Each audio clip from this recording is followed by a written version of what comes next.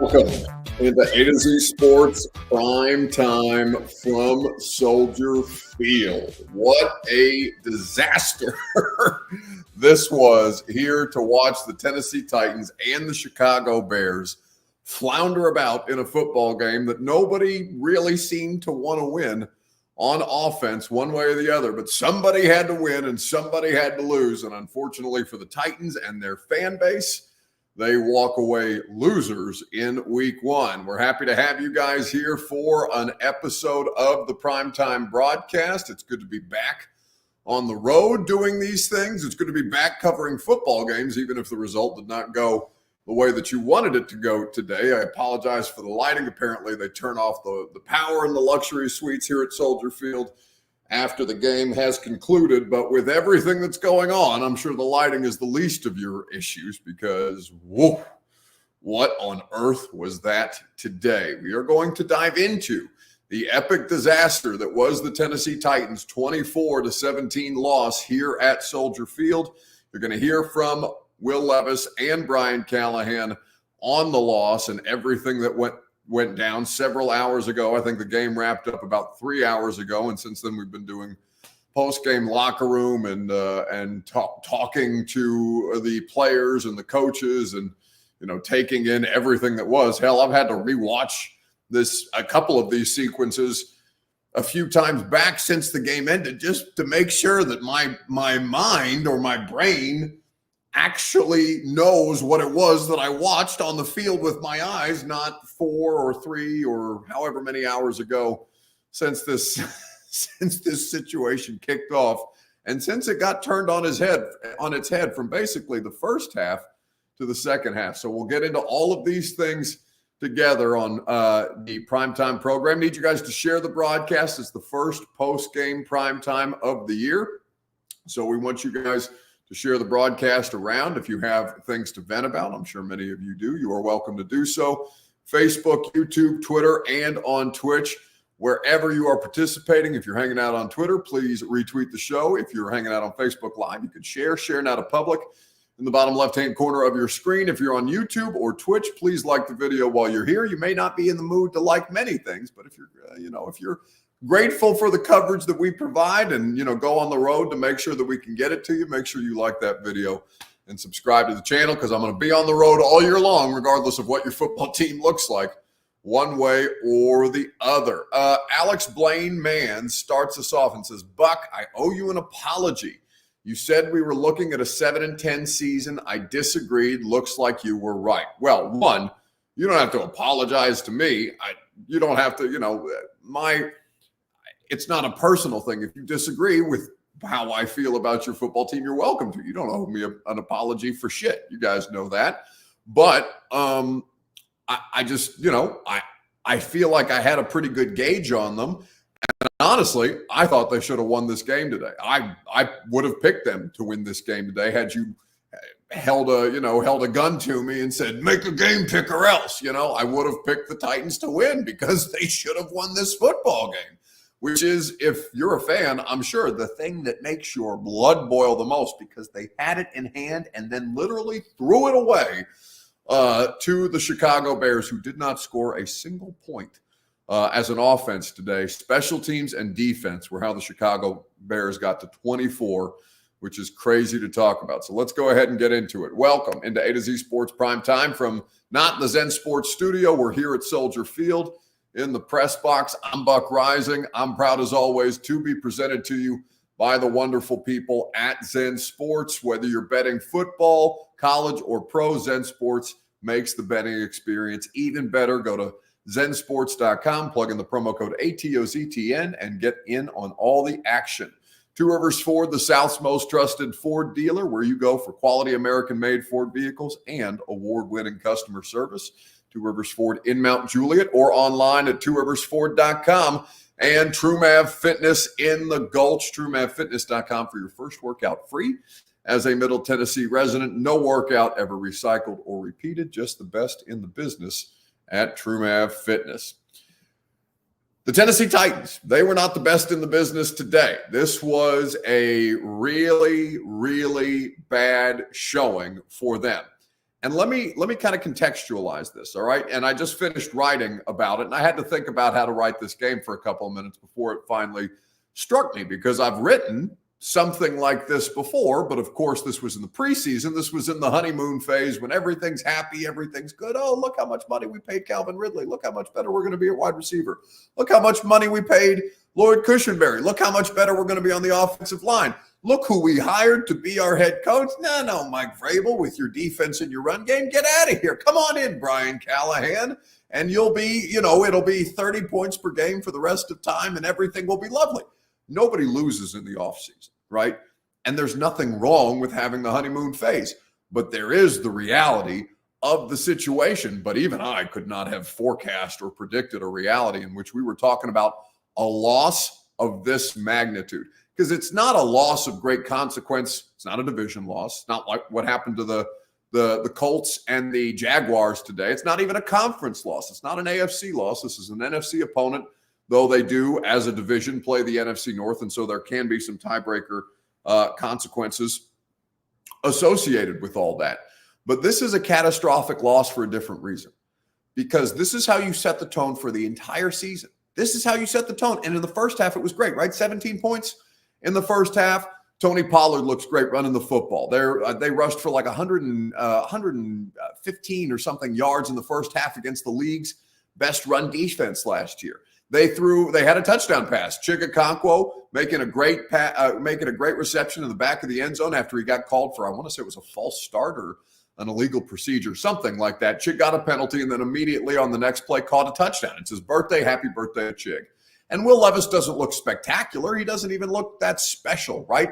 But he's managing the game. He's throwing the ball away a lot, right? He's dirting it a lot in the first half, because for all the investment that you spent on the offensive line, what do we talk about all offseason long? Just because it's going to be better doesn't mean that it's going to be good right now. And today's offensive line performance was indicative of that. Dylan Radins got hurt. We don't know what his status is going to be moving forward. We know that he didn't come back in to finish the game. Andrew Rupcich did instead. So there's a bunch of different things that are going on here. And I can't imagine that when you look at all of this, Brandon says, if not Levis, then who starts next year? Please don't say Rudolph. LOL. I mean starters. Well, I don't give a shit about next year, because you just started this year. And this is the team that you've got. So don't talk to me about next year until we know for sure that you have nothing to play for until next year. Now, I don't know that this year is going to be that kind of season, but I do feel like that this is a team that still has to get its legs under it and has a million different things that could go wrong. But today was it leaves a particularly bad taste in your mouth, because what happens? What do we talk about? You're going to go as far as Will Levis takes you.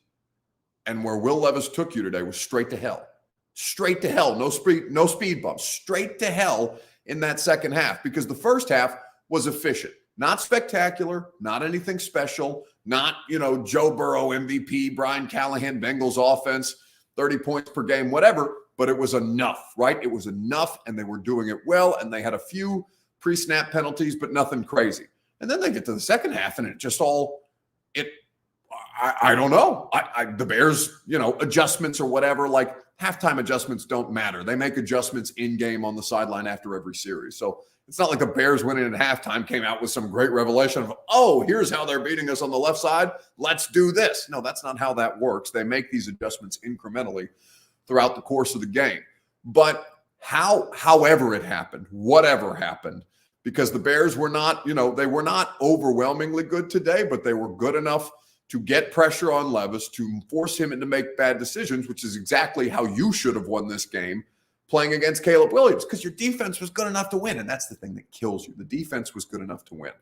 But the question I'm going to ask you, your Two Rivers Ford take before I let you hear from Brian Callahan and Will Levis, is simply this: how's morale? How are you feeling right now? That's the question. Just how are you? How are you well? are you in a safe place? Are you in a small room with mattresses all over the walls so that you can't harm yourself as you think about what the hell it is that your football team just did to you today? How is morale is the question. It's your Two Rivers Ford take. As always, it's presented by Two Rivers Ford, the South's most trusted Ford dealer. Quality American-made Ford vehicles.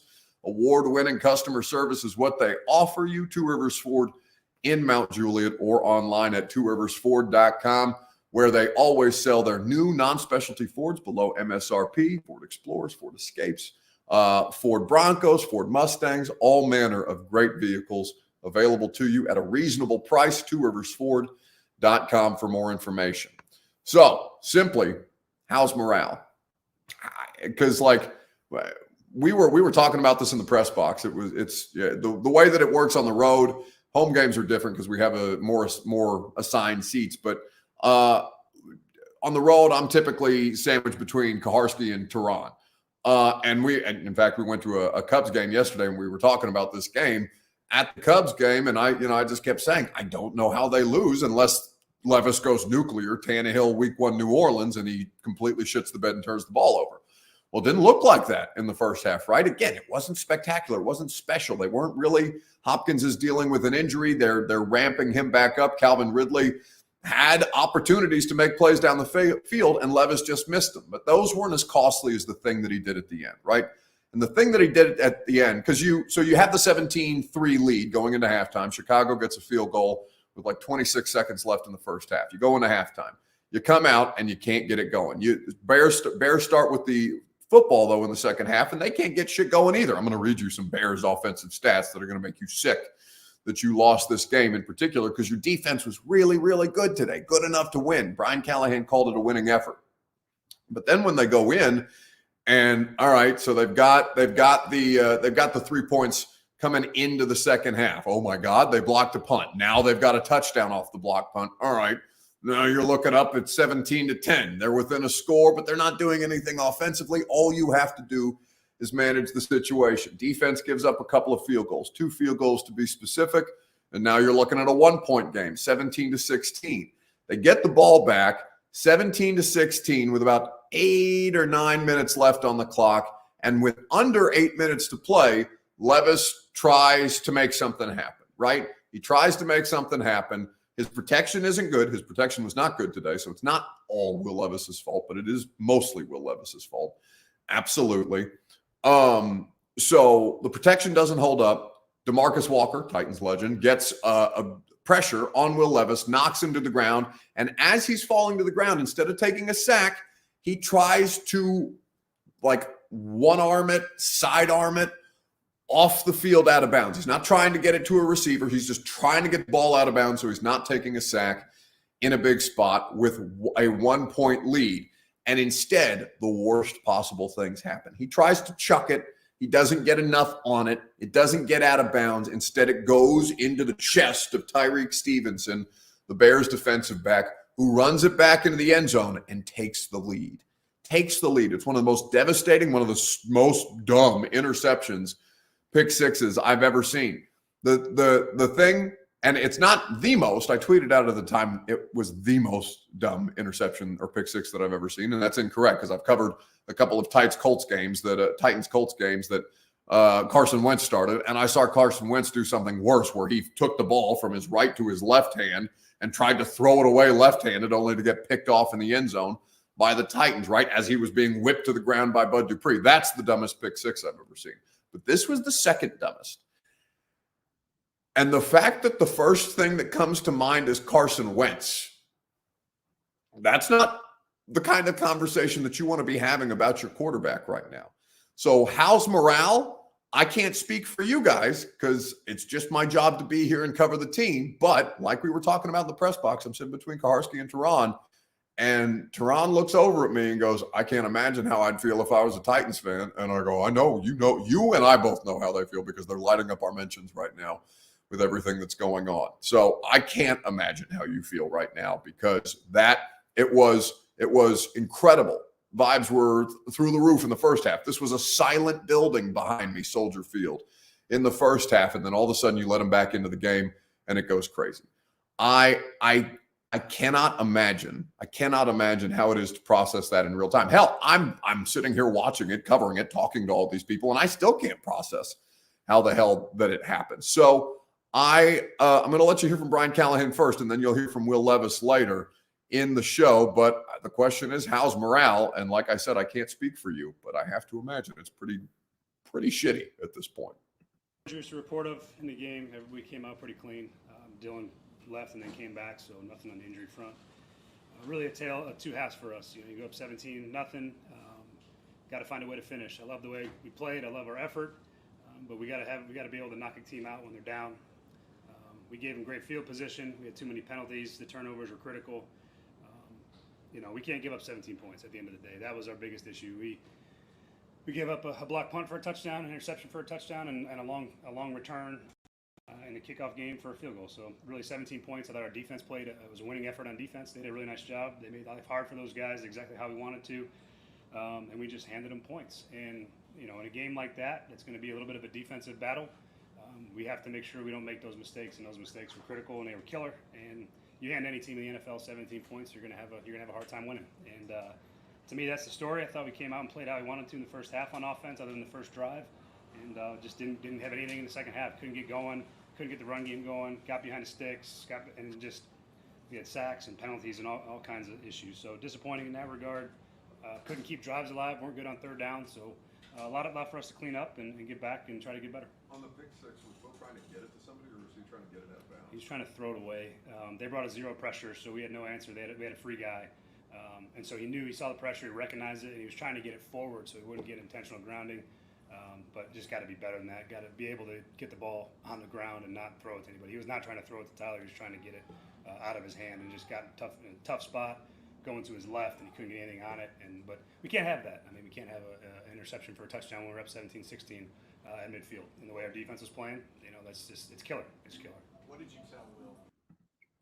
So that's Brian Callahan speaking in the press conference. What was that, about 2, maybe 3 hours ago at this point after the game ended. A to Z Sports Primetime is presented by TrueMap Fitness in the Gulch. Go to TrueMapFitness.com for your first workout free. As a Middle Tennessee resident, no workout ever recycled or repeated. If you want to talk Titans, TrueMap Fitness owner Worth Campbell is probably just as pissed as you are. And if you need to work off that aggression, work off that anxiety, work off that angst, go to TrueMap Fitness. They'll put you in position to succeed and reach your fitness goals. So, Brian Callahan, you probably couldn't hear the question that I asked him because the mic setup that I have, I didn't have myself mic'd up while I'm asking questions. I have the mic in front of Callahan, but I asked him, what was Will trying to throw it to somebody on that pick six? Was he trying to throw it out of bounds? Because it looked weird from our vantage point. You can't really tell, but we're up here in the 300 level for Soldier Field, so our vantage point is not always the best. And if I don't have my glasses on, maybe I missed something from time to time. And there's no replay for us because we've got the television broadcast on in here, but the television broadcast like 3 plays behind, so we're not paying attention to that either. And so when I saw it initially, I'm like, what is he trying to do there?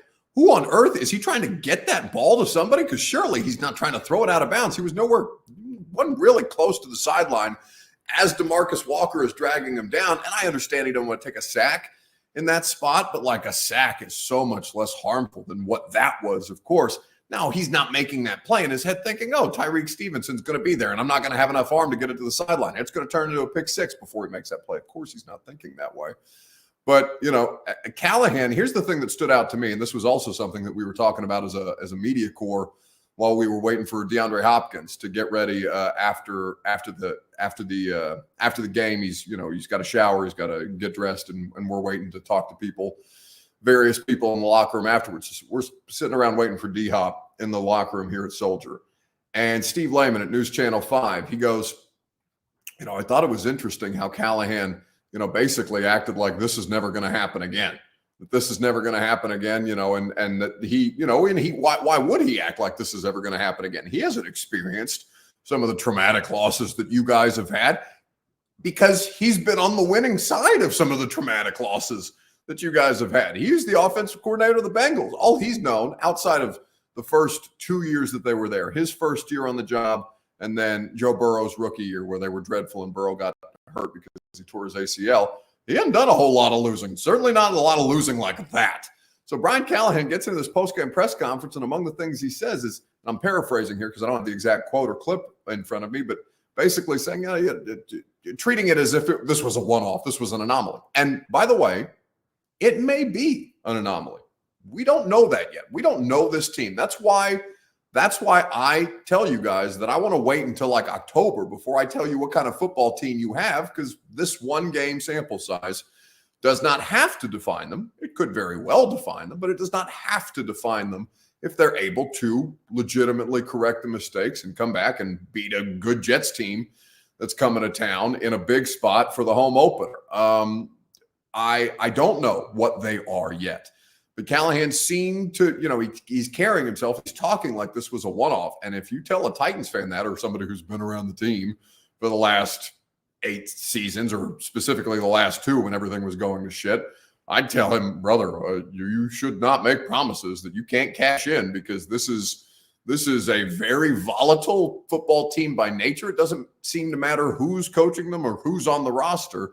This is just what the Titans experience is, this roller coaster ride of emotions and erratic football that you continue to see regardless of who's running the show. So, it doesn't matter that it's not Mike Vrabel or Derrick Henry or Ryan Tannehill's fault anymore, because now it's Will Levis, Brian Callahan, and whomever else's fault. The people that are here are still dealing with the variable that it is to coach and play for the Titans. And that's the thing that makes it so perplexing, is all that shit was supposed to have been swept out the door. And still you're talking about runs on first down. Still you're talking about quarterbacks and their decision-making. Still you're talking about 17 points per game. That was the thing that you were supposed. That's the thing I'm most upset about. 17 points per game. Still we're doing this. That's the thing that upsets me. Where is this passing game? Where is all this money that you spent on your receiving core? And I know where it was. It was Calvin Ridley streaking by defensive backs and Will Levis missing him. That's the thing that really catches you up about all this. So that Callahan came to the podium, understandably, not visibly upset, but understandably disgruntled about the way that things just went down. You can't really tell a Titans fan or a Titans media member or somebody who's been around this team for a long time that, this isn't going to happen again, because, brother, I don't think you're familiar with this organization's body of work, and I just don't know how else to quantify that. Nick Ewing says, morale is, I feel like a Bears fan. Titans finding a new way to lose a game. Think about this, all right? And then we're going to move on. In fact, let's move on, because I've got some crazy stats to read you from this game here in just a second. The question I'm going to ask you is this. I hate to do this to you on week 1, but because of how this went, and this is how the emotions are, who are you most disappointed in with how this shit went down today? Who are you the most disheartened by to see their performance? You could talk about the offensive line. You could talk about Brian Callahan as an offensive play call. You could talk about Levis, obviously.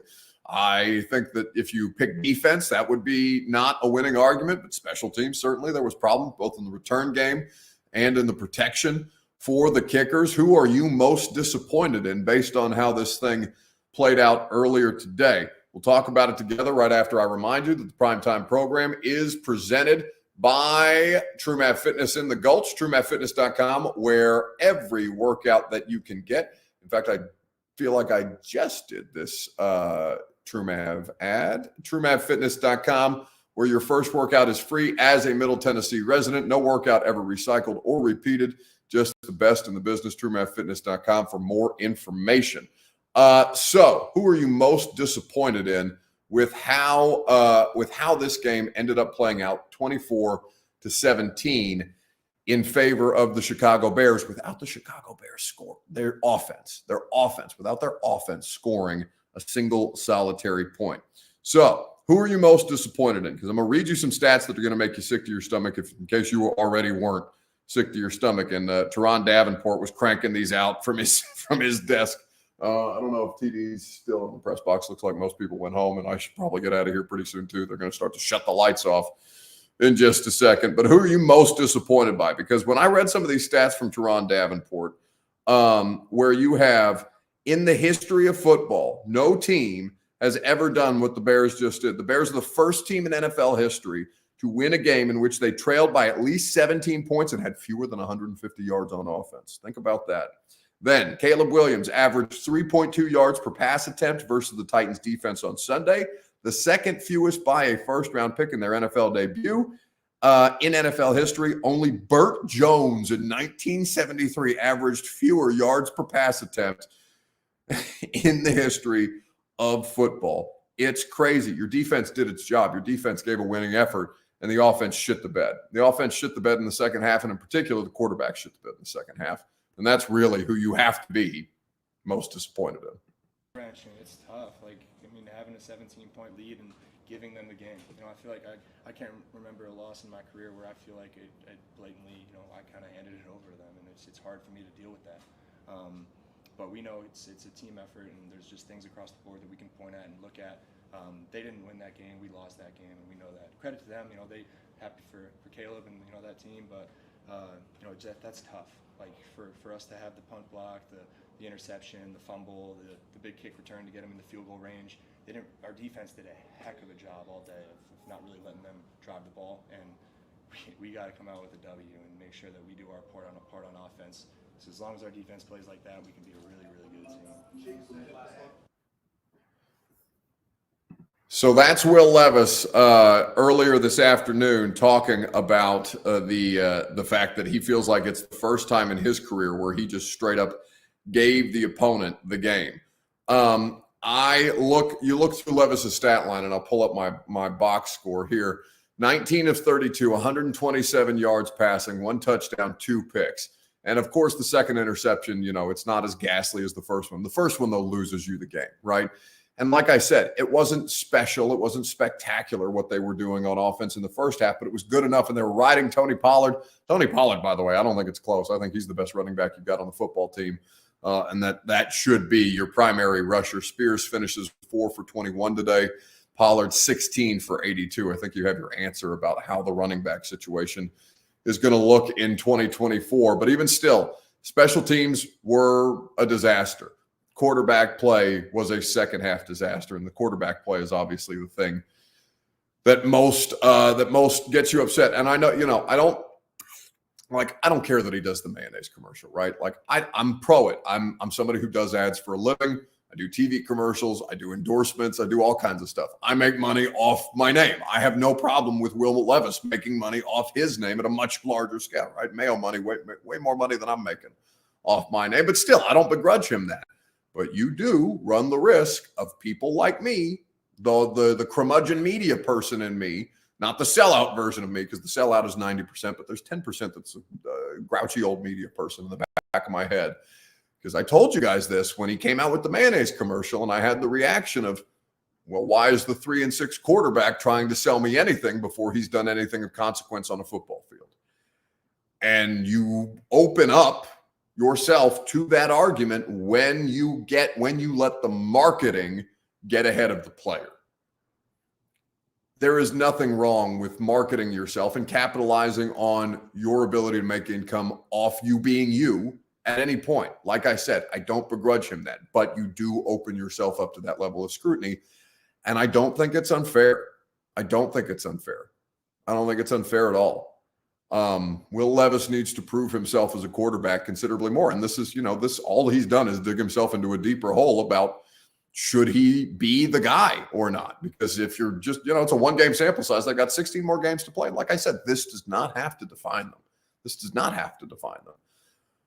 But I don't know how you can look at him right now and say, and have any kind of faith in him, because we're getting further and further away from that Atlanta game, guys. And the Miami game is great, I guess. It doesn't mean anything in the larger scale of the Titans' playoff implications last year. It just felt good probably for you guys and them to get a win after a while, especially when it was the biggest upset of the NFL season. But like, we're getting further and further away from this mattering. Pistol Grip says, Buck, this is why Simmons almost got you. Why? What are you talking about? What kind of stupid ass comment is that? No, Jeff almost got me because I said that Jeff Simmons wasn't performing up to his contract and needs to be a better football player on a better football team before we get ahead of ourselves talking about anything else.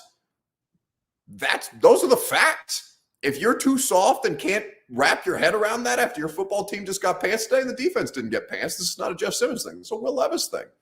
He's the most important player on the team, and he needs to play better. You honestly think that this is Simmons almost got you. If you're too scared to say something critical about a football player and a football player's performance and then go deal with the football player afterwards, the way, you know, this is not about me or any media member, but like the job is to analyze and be critical. And if you're not good enough, then we're going to be critical of you. And they weren't good enough today. They sucked ass today in the second half. Defense played well. Special teams was ghastly, and the quarterback blew the game. And if you can't confidently say that or acknowledge that, then you're lying to yourself as a fan. And if the logic is, oh, but Big Jeff Simmons or Big Scary Will Levis or whoever you're scared of as a person making comments of like, oh, well, this is why Simmons almost got you. Well, then the comment is irrelevant to me. It's irrelevant to me. You have to be realistic about this shit. Otherwise, you're just, I don't know what you're doing, but it's a fantasy world that you're living in. If that's the way that you choose to view a performance like that, this is why Jeff Simmons got you. No, that's honesty. That's what this is. So anyway, I think that there's a lot of different things that we're going to be talking about, but none more so than the quarterback. And the quarterback is the person who most of you are probably going to pin the blame on today. And I would say that is not incorrect. Now, if you want to, we'll have time this week to talk about things that were positives, because there were some positives out of this game. T'Vondre Sweat and Jeff Simmons, I like that combination. I think the defense looked good for the most part, but this is not the day to talk about that. We'll have the rest of the week to talk about that, because they're going to have to turn around and win a game against Aaron Rodgers, and that defense better be just as damn good next week against a quarterback that has more. One would assume Aaron Rodgers is going to have more than 100 yards passing. Okay, you're going to have to get that going. Jordan E says, "What about the complete lack of a run game? Yes, Levis made one of the dumbest plays I've seen, but the Bears defense dominated the entire offense." That's not true at all, Jordan. They had 115 rushing yards in the first half. Now, could they get it going in the second half? No. That's an adjustment that was made, and successfully. They had 115 rushing yards in the first half. It's more than enough to set up the play action passing game, more than enough to take pressure off the quarterback.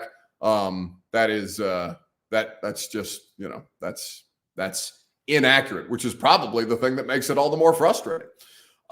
Anyway, you guys want to do a little Sunday fun day? You want a little feel good? Facebook, YouTube, Twitter, and Twitch, because I got to get out of here. I got a flight to catch here in about 3 hours out of Midway, and I don't know what the Uber situation out of an empty Soldier Field is going to be. So we'll do a little Sunday fun day, and then we'll have 3 hours. I'm obviously going to be back home tomorrow morning for the radio show. I'm flying back in tonight. Should get back to Nashville around midnight. So we'll have 3 hours to break it down in more detail. Facebook, YouTube, Twitter, and Twitch. The question on that is, what was the best thing that you saw on Sunday? Facebook, YouTube, Twitter, and Twitch. Get involved there, and we will talk about it together right after I remind you that the Primetime program is made possible by Zen Sports. Download the app, plug in the promo code ATOZTN on Facebook, YouTube, Twitter, and on Twitch, or on zensports.com.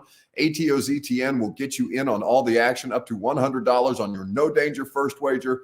Terms and conditions do apply. Gambling problem? Call the Tennessee Red Line, 1-800-889-9789. It must be 21 plus and in the state of Tennessee to bet at Zen Sports. Sunday Fun Day. What's the best thing that you saw today? T-Sweat, says J.D. Richardson. For all the bad that this offense had in the second half, T'Vondre Sweat a problem.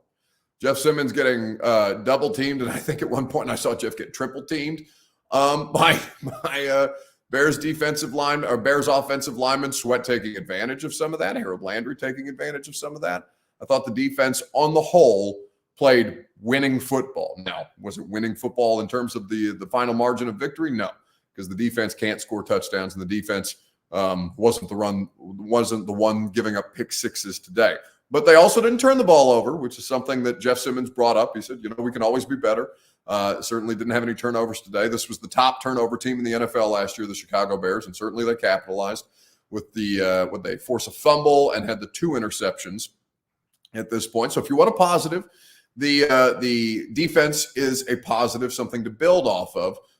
You hope, I'm sure, if you're a Titans fan, that the offense is going to catch up and get better, improve incrementally as they progress. But that's nothing to do with this game is the best thing that I saw today. The best thing that I saw today was Tyreek Hill getting arrested this morning, driving to the stadium, and then celebrating a touchdown by putting his arms around his back as if he was being handcuffed.